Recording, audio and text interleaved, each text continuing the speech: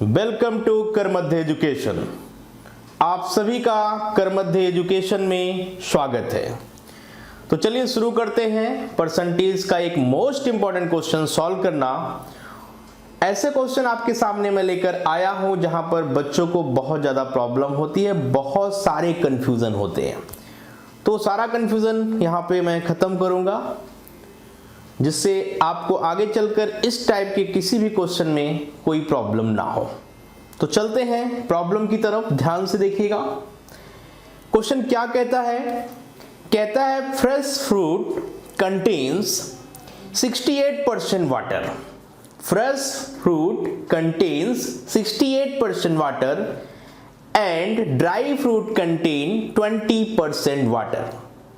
How much dry fruit can be obtained from 100 kilogram of fresh fruits? Options given है। First option है 32 kilogram, second है 40 kilogram, third है 52 kilogram और fourth है 80 kilogram. तो क्या अप्रोच रखेंगे, कैसे इस प्रॉब्लम को सॉल्व करेंगे, इसकी बात मैं आपको सिखाने जा रहा हूं। तो फ्रेश फ्रूट की अगर मैं बात करूं, फ्रेश फ्रूट की अगर मैं बात करूं तो इसमें क्या है, 68% वाटर है। कहने का मतलब अगर आप 100 किलोग्राम अगर आप फ्रेश फ्रूट ले रहे हैं तो इसमें वाटर की परसेंटेज गिवन है। इसमें आपको वाटर का परसेंटेज पता है, दैट इज 68%। अगर 100 किलोग्राम आपका फ्रेश फ्रूट है तो इसमें 68 किलोग्राम आप क्या बोलेंगे, आप कहेंगे कि यहां पर वाटर है, मतलब 68% वाटर है, इसमें 68 किलोग्राम वाटर है। और इसमें अगर मैं बात करूं पल्प कितना होगा, मतलब सॉलिड मटेरियल, आप कह सकते हैं ये लिक्विड पार्ट है। और एक फ्रेश फ्रूट में कुछ लिक्विड कुछ सॉलिड, मतलब पल्प भी है और उसके अंदर क्या है, वाटर भी है। तो वाटर का परसेंटेज दैट इज 68%। तो रिमेनिंग जो परसेंटेज है वह कितना होगा, 100 minus 68 that is 32 kilogram.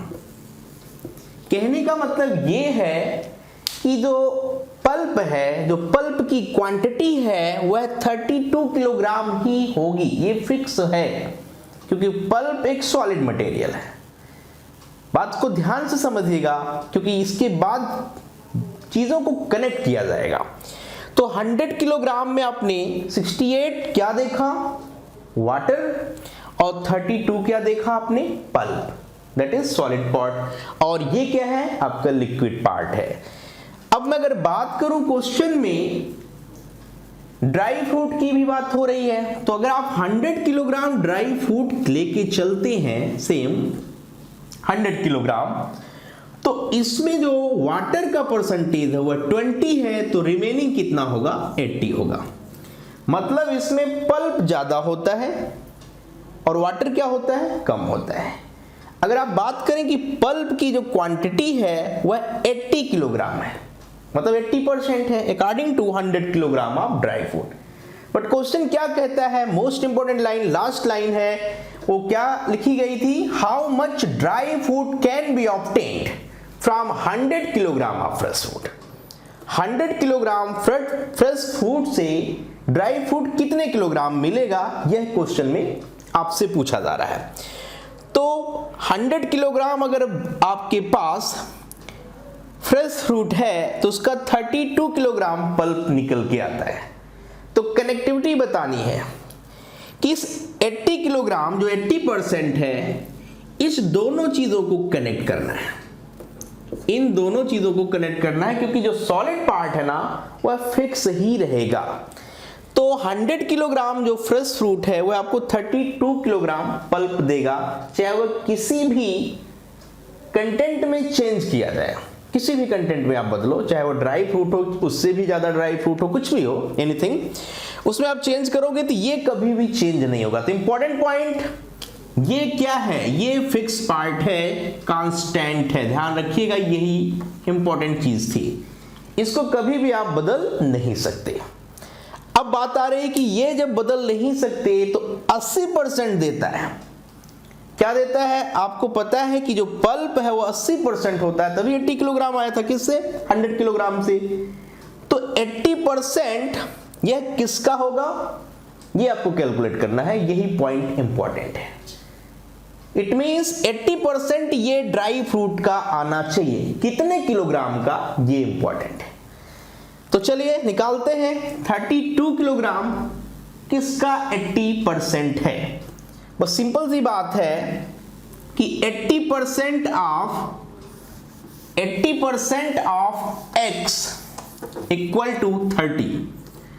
80% of x equal to 32। तो what is the value of x? That is 40 kilogram. That is 40 kilogram.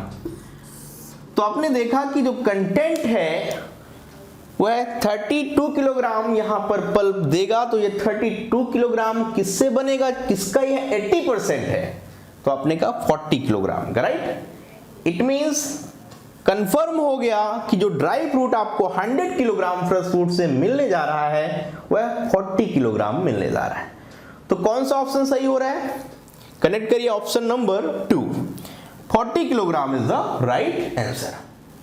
तो मोस्ट इंपॉर्टेंट क्वेश्चन है, ध्यान से समझ लीजिएगा, क्योंकि ऐसे क्वेश्चन बार बार परेशान करते हैं एग्जाम में, बच्चों को कंफ्यूजन बना रहता है। तो मैंने एक बात फोकस किया, वो ज्यादा इंपॉर्टेंट है कि ये जो पल्प है यह मोस्ट इंपॉर्टेंट है, ये कांस्टेंट चीज है। अगर ये बात आपको नहीं समझ में आई तो एक छोटा सा एग्जांपल देकर मैं समझाता हूं। जैसे आप कहते हैं कि आप शुगर ले लीजिए और उसमें मिल्क ले लीजिए, दोनों के मिक्सचर को आप क्या करिए, प्रिपेयर करिए, गर्म करिए। कुछ देर बाद आपको पता चलेगा कि वह जो दूध है वह क्या हो गया, ज्यादा मीठा हो गया। ज्यादा मीठा होने का मतलब यह नहीं कि उसमें चीनी की क्वांटिटी बदल गई। चीनी अगर उसमें आपने 250 ग्राम डाली है तो वह चीनी 250 किलोग्राम ही रहेगी या 250 ग्राम ही रहेगी जितना आपने डाला है। वह फिक्स है, वह कांस्टेंट है, क्योंकि वो सॉलिड पार्ट है, वह इवेपोराइज नहीं होगा। उसमें कंटेंट किसका कम हो रहा है, परसेंटेज किसका यहां पर अप डाउन हो रहा है, वो तो दोनों का हो रहा है। क्योंकि परसेंटेज की बात अलग है और क्वांटिटी की बात अलग है। तो मैं क्वांटिटी के बारे में बात कर रहा हूं। सोचिए, देखिएगा कि अगर आपने 250 ग्राम उसमें शुगर मिलाया है तो वह 250 ग्राम शुगर हमेशा मेंटेन रहेगा, क्योंकि जितना हीट करते जाएंगे वह दूध आपको क्या लगेगा, मिल्क मीठा लगता चले जाएगा। तो उसका परसेंटेज बढ़ रहा है। मीठा होने का मतलब क्वांटिटी नहीं बढ़ रही है, परसेंटेज बढ़ रहा है। जैसे इसमें 80% था, किसके अंदर, ड्राई फ्रूट के अंदर। तो अगर आप ड्राई फ्रूट की बात करेंगे तो उसमें परसेंटेज तो ज्यादा होगा ही, वाटर का परसेंटेज कम होगा। तो इंपॉर्टेंट चीज क्या है, क्वांटिटी रिमेन कांस्टेंट। क्वांटिटी जो होगी ना वो कांस्टेंट होगी, उसको आप नहीं बदलेंगे। तो यही बात मैं इस क्वेश्चन में आपको प्रॉपर तरीके से सिखा रहा था। तो ध्यान से सोच समझ के ऐसे क्वेश्चंस में पूरा फोकस बना के आप पढ़िएगा, कोई भी डाउट आपको नहीं आएगा।